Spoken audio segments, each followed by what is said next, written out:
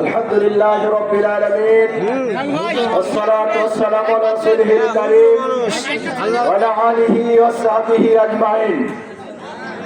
বাংলাদেশ জামাত ইসলামী কেন্দ্রীয় কর্মসূচির অংশ হিসাবে লালপুর উপজেলা কর্তৃক আয়োজিত আজকের এই সমাবেশের সম্মানিত সভাপতি বাংলাদেশ জামাত ইসলামী লালপুর উপজেলা শাখার সম্মানিত নায়েবে আমির চট্টগ্রাম আলেমে দ্বীন মাওলানা আকবর হোসাইন, উপস্থিত সম্মানিত নেতৃবৃন্দ, সম্মানিত সুধীমণ্ডলী, আইন শৃঙ্খলার ভাইয়েরা, জাতির জাগ্রত বিবেক সাংবাদিক বন্ধুগণ এবং আজকের এই প্রোগ্রাম বাস্তবায়ন করার জন্য সম্মানিত গোপালপুর বাজার সমিতি, গোপালপুর বাজারের দোকানদার ভাইয়েরা, আল্লাহ তাআলার দরবারে শুকরিয়া আদায় করছি যে রব্বুল আলামিন আমাদেরকে একটি আয়োজন করার সুযোগ দান করেছেন। পড়ছি আলহামদুলিল্লাহ।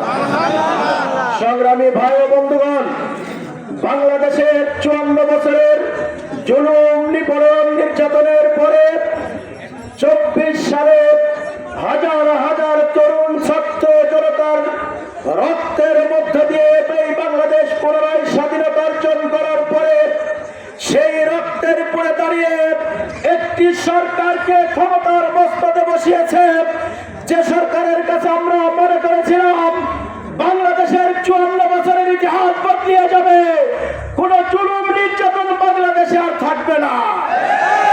কোনো রক্তের দাগ শুকায় নাই, যাদের রক্তের বিনিময়ে যারা আজকের ক্ষমতার মস্তকে বসেছে তাদের রক্তের সঙ্গে বেইমানি শুরু করে দিয়েছে।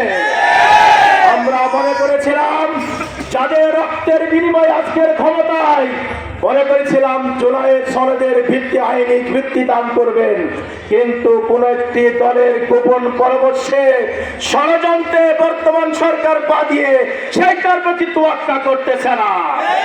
কিন্তু বাংলাদেশের 90% মানুষ আজকে এই জুলাই সনদকে আইনি ভিত্তির আন্দোলনে রূপ নিয়েছে। যদি সরকারের বুঝতে ব্যর্থ হয়, এর জন্য চূড়াল ব্যর্থতা আপনাদের এই দালালি নিয়ে অতীতের সরকারের মতো পরিণত গ্রহণ করতে হবে। পেয়ার পদ্ধতির ব্যাপারে বলছেন, পেয়ার পদ্ধতি আজকে বাংলাদেশ জামাত ইসলামী উপস্থাপন করেছে আপনাদের সামনে। আগামী দিনের, বিগত দিনের এই তত্ত্বাবধায়ক সরকারের রূপকার মরহুম অধ্যাপক গোলাম আজম রহিমাহুল্লাহ, তার রূপকার যখন এই আন্দোলন শুরু করেছিলেন আপনারা তার বিরোধিতা করেছিলেন, কিন্তু পরবর্তীতে সারাটি জীবন এই একটা সরকারের আন্দোলন করতে করতে আপনাদের জীবন শেষ হয়েছে। জামাত ইসলামী যে কথাটা 20 বছর 30 বছর আগে বুঝে, আপনারা 30 বছর পরে সেই কথাটা আপনারা বুঝে আসতেই হবে। সময় বেশি দিন নাই, অল্প সময়ের ভিতরে এই পেয়ার পদ্ধতির নির্বাচনে আপনাদেরকে আসতে হবে। তারপরে তো ভাইয়ের আমার, বাংলাদেশ থেকে যখন স্বৈরাচার দুর্নীতিবাজ বিদায় গ্রহণ করেছিল, মনে করেছিলাম ক্ষতবিক্ষত কত বাংলাদেশের জনগণ একটু আরামে বসবাস করবে, এটা আমরা মনে করেছিলাম। কিন্তু অবস্থা হয়েছে কেমন জানেন? মুরগি পালেন না, দেখেন মুরগি আছে, মুরগি যখন শিয়ালে ধরে, মুরগির মালিক তার জনগণ নিয়ে মুরগিটা কেড়ে দেওয়ার জন্য খুব চেষ্টা করে, এমন ভাবে তারাও করে শিয়ালের পিছে মুরগি কেড়ে নেয়। মুরগি কেড়ে নিলেও গৃহস্থ কিন্তু এই মুরগির মালিক কিন্তু মুরগিকে বেশি সময় বাঁচতে দেয় না। কি বলেন, বাঁচতে দেয়? বাংলাদেশ থেকে স্বৈরাচার বিদায় হয়েছে, কিন্তু আরেকজন মুরগির মালিক হয়ে দেশের সম্পদ কিনে খাওয়ার জন্য চেষ্টা করছে। ব্যক্তিকে মালিক হইতে দেওয়া হবে না, ব্যক্তিকে দেশের মালিকানা ছেড়ে দেওয়া হবে না।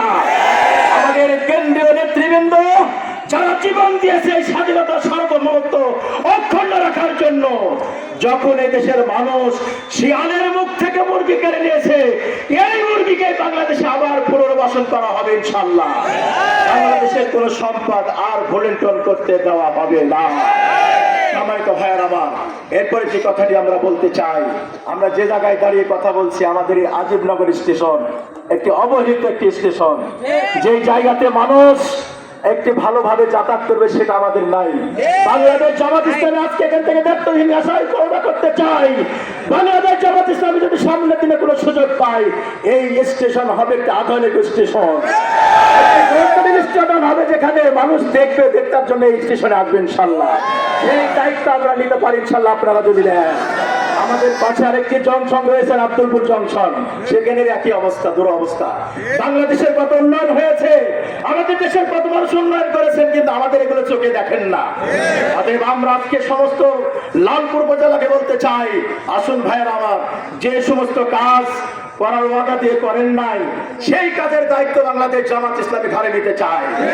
সর্বশেষ বক্তব্য, আজকে যে টেন্ডারবাজ, চাঁদাবাজ, দুরাচার রয়েছে, আপনারা যদি জামাত ইসলামীকে একটিবার সুযোগ দেন, বাংলাদেশের কোন মানুষ আর চাঁদাবাজি করার স্বপ্ন দেখবে না।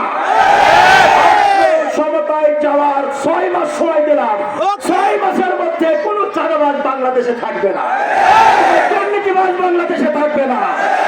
ভাইয়ের আমার,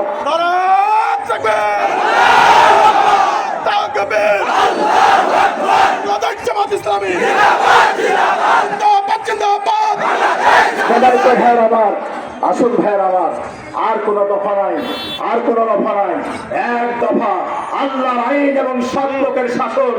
এই যে বাংলাদেশ চালু হলে বাংলাদেশ সব দূর হয়ে যাবে। বিশেষ করে আমি দোকানদার ভাইদের কাছে বড়জোর ক্ষমা প্রার্থনা করছি, আপনাদের এই বিকাল সময় থেকে আপনাদের অনেক কষ্ট দিয়েছি আমরা। আমাদের জামাত ইসলামের পক্ষ থেকে আপনাদেরকে মোবারকবাদ এবং আপনাদের পোস্ট থেকে আমি দুঃখ প্রকাশ করছি, এবং সমস্ত ভাই যারা আজকের এই প্রোগ্রামে সহযোগিতা করে সকলকে ধন্যবাদ জানিয়ে আমি আমার কথা শেষ করছি। আসসালামু আলাইকুম ওয়া রাহমাতুল্লাহ।